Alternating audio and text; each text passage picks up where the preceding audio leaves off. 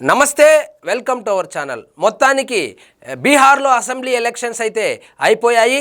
నరేంద్ర మోడీ పని అయిపోయింది.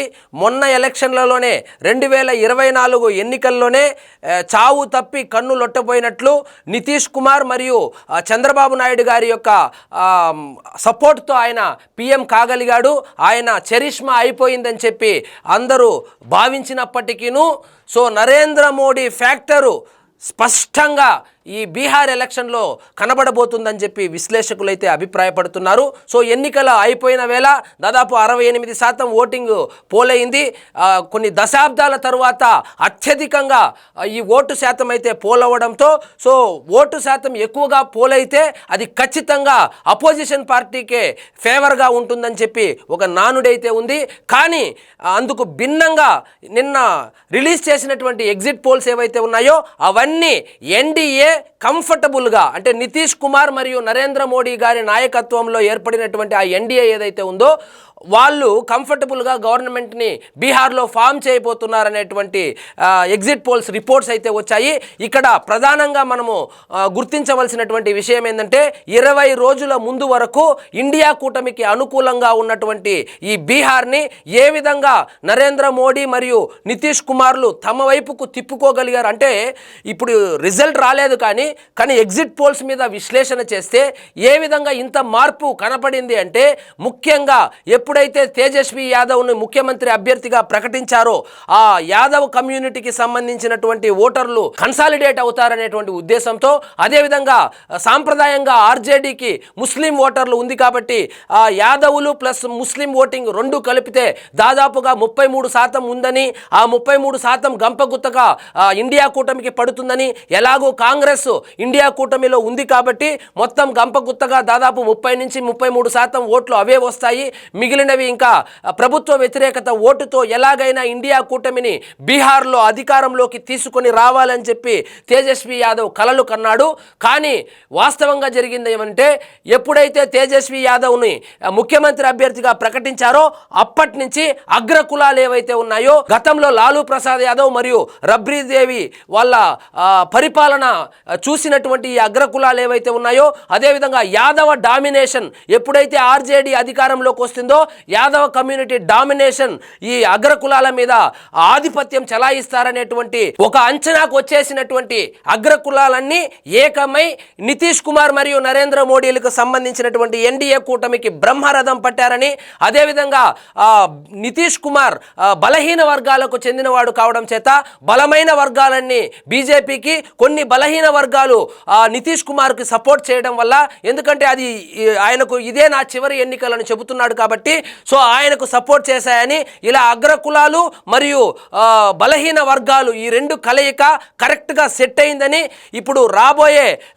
2 రోజుల్లో విడుదల కాబోయేటువంటి ఫలితాల్లో ఎన్డీఏ దాదాపుగా 130 నుంచి 135 సీట్ల వరకు గెలుచుకొని అధికారంలోకి రాబోతుందని అన్ని ఎగ్జిట్ పోల్ సర్వేస్ అయితే చెబుతా ఉన్నాయి. ముఖ్యంగా అందులో ప్రధానంగా ఉన్నటువంటి ఎగ్జిట్ పోల్స్ ఏవైతే ఉన్నాయో ఒకసారి చూద్దాము. చాణక్య స్ట్రాటజీస్ ఏం చెప్తుందంటే, ఎన్డీఏ కూటమికి 130 నుంచి 138 సీట్లు రాబోతుంది. ఎంజీబీ మహాగఠబంధన్ కి 100 నుంచి 108 సీట్లు. జేఎస్పీ అంటే మన ప్రశాంత్ కిషోర్ స్థాపించినటువంటి ఆ పార్టీ ఏదైతే ఉందో అది నామమాత్రంగానే మిగిలిపోయింది. ఆయన పోటీలో నుంచి తప్పుకోవడంతో అక్కడ ఈ పార్టీకి పెద్దగా ప్రభావం ఏమీ లేదని కూడా ఎగ్జిట్ పోల్ సర్వేస్ చెబుతున్నాయి. ఇతరులు 3 నుంచి 5, అంటే ఇతరులు అంటే ఇక్కడ మనము ప్రధానంగా ఎంఐఎం గురించి చెప్పుకోవాలి. ఎంఐఎం పార్టీ కూడా చాలా సీట్లలో అక్కడ బీహార్లో పోటీ చేయడం జరిగింది.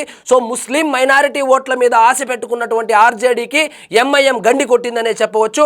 అదేవిధంగా దైనిక్ భాస్కర్ అనేటువంటి ఒక సర్వే రిపోర్ట్ ఏం చెబుతా ఉందంటే, 145 నుంచి 160 సీట్లు ఎన్డీఏ గెలవబోతుందని రిపోర్ట్ అయితే రావడం జరిగింది. అదేవిధంగా దైనిక్ భాస్కర్ ప్రకారము మహాగఠబంధన్కి 73 నుంచి 91 సీట్లు, మన ప్రశాంత్ కిషోర్కి సంబంధించినటువంటి జేఎస్పీకి 0 నుంచి 3 సీట్లు, ఇతరులు 5 నుంచి 7 సీట్లు.